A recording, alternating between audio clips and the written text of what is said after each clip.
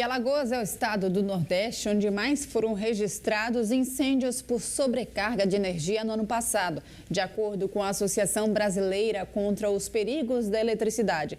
Essa informação foi constatada por um projeto de extensão de alunos do campus Arapiraca, do IFAL. Nas casas analisadas foram encontradas instalações antigas, fios expostos e sobrecarga nas tomadas. Pois é, Sofia, olha só. A gente costuma colocar, né, mais de um aparelho naqueles famosos T's ou Benjamins, como são chamados os adaptadores de tomadas em algumas regiões. Isso é extremamente perigoso. É verdade, muito comum. E para entender melhor os riscos que a gente corre ao fazer esse tipo de sobrecarga, a gente conversa agora ao vivo com Douglas Lopes, que está com um especialista em eletricidade e vai trazer informações para a gente. Não é isso, Douglas? Conta para nós. Olha, Sofia, risco absurdo, né? Sobrecarga, choques elétricos, incêndios em apartamentos e casas. A gente conversa agora com o professor Wilman Mainá, aqui com a gente ao vivo. Professor, bom dia. Qual o principal erro na hora de tentar fazer um ajuste na instalação elétrica da sua casa, do seu apartamento, da sua empresa? Bom dia, bem-vindo. Na verdade, o principal erro que nós cometemos, né, enquanto consumidores, é justamente não verificar a capacidade dessa instalação para ver se ela vai comportar esses novos equipamentos, tá certo? E grande parte das pessoas, quando fazem esse tipo de trabalho, terminam superdimensionando alguns dispositivos de proteção para poder atender essas novas necessidades, sem observar se essa instalação ela vai comportar essa nova carga. Muito comum, às vezes você está numa casa, em um apartamento, liga algum equipamento, vai lá, o disjuntor desarma. Esse é um alerta de que algo está sobrecarregando a sua capacidade energética daquele apartamento, daquela casa? Sim. Se eu tenho um dispositivo em que a função dele é nos proteger, né, proteger a nossa instalação elétrica, a partir do momento em que ele apresenta uma falha, ele está dizendo que existe alguma anomalia no sistema. Se ele fica desarmando, é por isso? Isso. Tem algum problema na instalação que precisa ser verificado. Mas tem um erro que a gente comete demais. Chama lá uma pessoa que entende energia e o cara fala, troca, aumenta a capacidade do disjuntor, que isso é resolvido. A gente pode estar maquiando um problema ainda maior? Sim, na verdade a gente pode estar criando um problema seríssimo. Porque quando a instalação elétrica ela é projetada de acordo com uma carga. E a partir do momento em que eu substituo o dispositivo de proteção por um dispositivo maior, sem fazer a verificação necessária, com profissionais qualificados, eletrotécnicos ou engenheiros, tá certo? Que tenham capacidade de fazer esse tipo de verificação, eu estou criando um problema, tá certo? Para a minha instalação e, consequentemente, eu vou estar assumindo os riscos.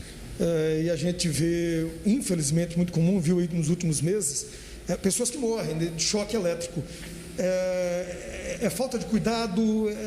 Qual o perigo nesses choques? É a instalação errada?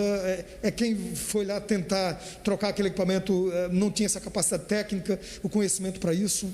O desconhecimento técnico, eu costumo dizer que é uma das maiores causas, tá certo? Mas, normalmente, a falta de dispositivos de proteção que fazem, que tem essa responsabilidade de nos proteger num caso de um problema como esse, é uma das maiores falhas que se cometem em instalações elétricas. Então, um dispositivo bem dimensionado, um dispositivo que tem a função de nos proteger caso aconteça algum tipo de descarga elétrica, vai evitar justamente esse tipo de problema. E que profissional eu busco para tentar resolver esse meu problema em casa? Na verdade, a gente tem que buscar profissionais qualificados. Então, alunos que cursaram curso de eletrotécnica, então eletrotécnicos, engenheiros eletricistas, são as pessoas mais recomendadas para poder fazer esse tipo de verificação e análise da instalação para ver se vai comportar ou não essas cargas que estão sendo colocadas. A gente mostra aqui, sempre, infelizmente aqui nos telejornais da TV Gazeta, casos de incêndios em residências, em apartamentos, por causa desse danadinho aqui. Mostra aqui lindo o T, eu chamo T, muita gente chama Benjamin, né? E por aí vai.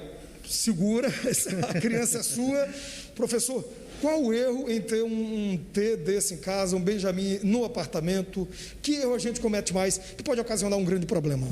Na verdade é como a gente estava falando, Então a gente utiliza esse dispositivo para poder aumentar a minha capacidade da tomada. né? Então, eu tenho uma tomada, eu preciso colocar mais equipamentos e aí eu termino fazendo o uso desse dispositivo. Só que a gente tem que lembrar que esse dispositivo ele foi desenvolvido para cargas extremamente pequenas. E cargas pequenas, entende-se por quê? Tem um carregador de celular, um ventilador de pequeno porte, um DVD, tá certo? Que são cargas que não vão consumir muito da nossa rede, tá certo? Outro grande problema que é cometido é a sobreposição de dispositivos, né? Então, já tem um T e eu coloco outro para aumentar ainda mais a capacidade de utilização dos meus equipamentos, né? Então, quando a gente faz isso, a gente está aumentando a carga. É um dispositivo de carga pequena, tá certo? Ele não foi projetado para grandes equipamentos, como geladeira, forno micro-ondas, máquina de lavar. Opa, mas peraí, eu já vi gente que na cozinha coloca a máquina de lavar, o micro-ondas, a geladeira, o forno, num bichinho desse aí. Aí o perigo é grande. O perigo acontece porque o dispositivo de proteção que eu tenho na minha rede, ele vai estar preparado para uma determinada corrente elétrica, tá certo? Que normalmente a corrente do dispositivo é superior à corrente do equipamento, né? Que no caso aqui é o Benjamin, né? Que está sendo comentado. Então, o que é que vai acontecer? Se aqui houver uma sobreposição da corrente elétrica, esse dispositivo ele vai derreter.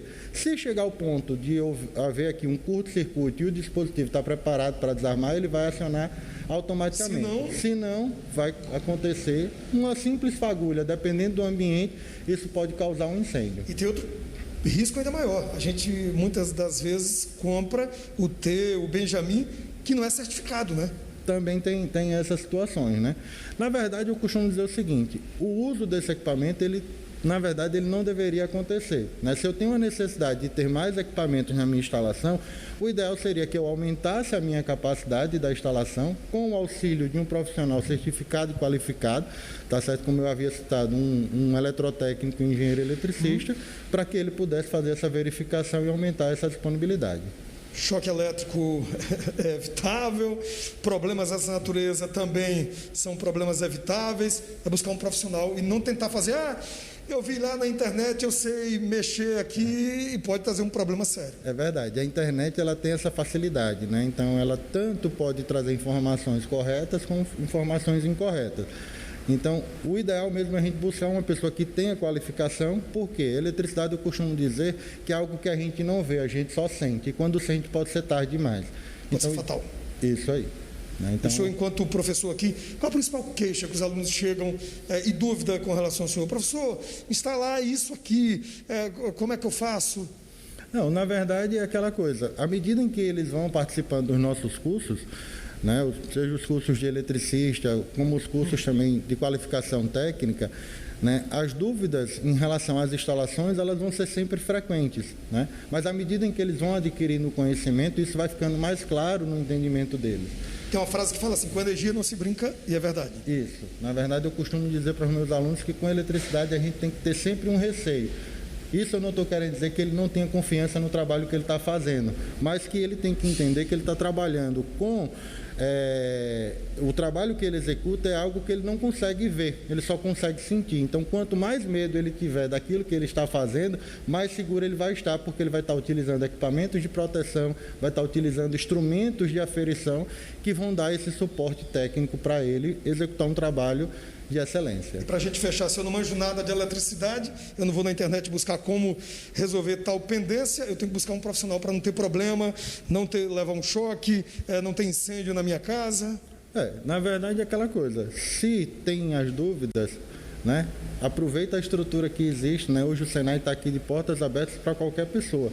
Não pode vir aqui, procura a gente vai tirar as dúvidas, tá certo? E vocês com certeza vão sair daqui com muito mais informação. Então, internet às vezes não é o melhor recurso. Valeu, sempre um profissional qualificado. Muito obrigado, professor. Bom dia, bom trabalho, tá? Bom dia também. Valeu, Sofia Amorim. Segue o bom dia. Nada de tentar fazer coisa por conta própria em casa. Com energia, não se brinca. Com água também, né? Tem esse ditado. Com vocês no estúdio, segue o bom dia. Valeu, Douglas. Obrigada pelas informações. Realmente, o número de registros de incêndios em residências por conta desse mau uso da eletricidade é muito grande aqui. Obrigada pelos detalhes e fico alerta, né, para toda a população aí.